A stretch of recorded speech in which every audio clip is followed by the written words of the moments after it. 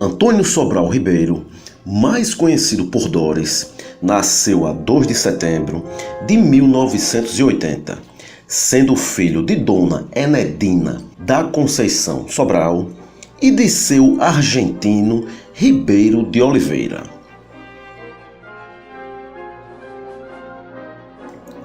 Antônio Sobral cursou as primeiras letras numa casa de alfabetização no centro de Aracaju. Estudou o ensino fundamental nas escolas General Valadão e Jackson de Figueiredo e o ensino médio no Ateneu Sergipense e no Severino Ochoa. Aos 11 anos de idade, Doris escreveu seu primeiro poema em admiração a uma vizinha chamada Glorinha. E com 13 anos de idade, ele chegou a ler a obra Marília de Liceu, de Tomás Antônio Gonzaga, que lhe foi apresentada por um tio.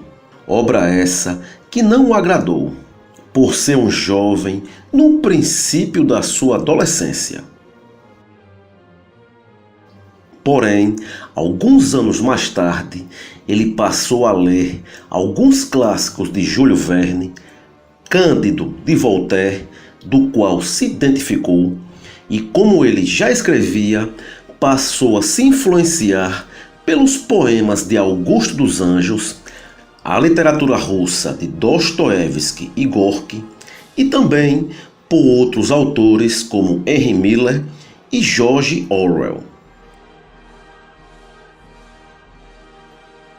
Assim, ele passa a escrever com mais afinco seus contos, poemas, letras de músicas e uma peça de teatro, revelando uma literatura marginal, aquele tipo de literatura que não se enquadra em padrão literário algum. Após alguns anos, Doris passou a usar alguns heterônimos, e entre estes podemos destacar o heterônimo Antini. Em seus textos são notadas críticas sociais e também críticas às religiões.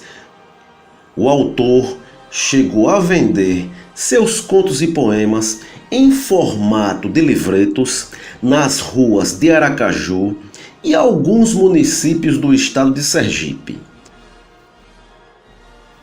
Antônio Sobral faleceu de infarto em 26 de janeiro de 2019 em Aracaju, Sergipe.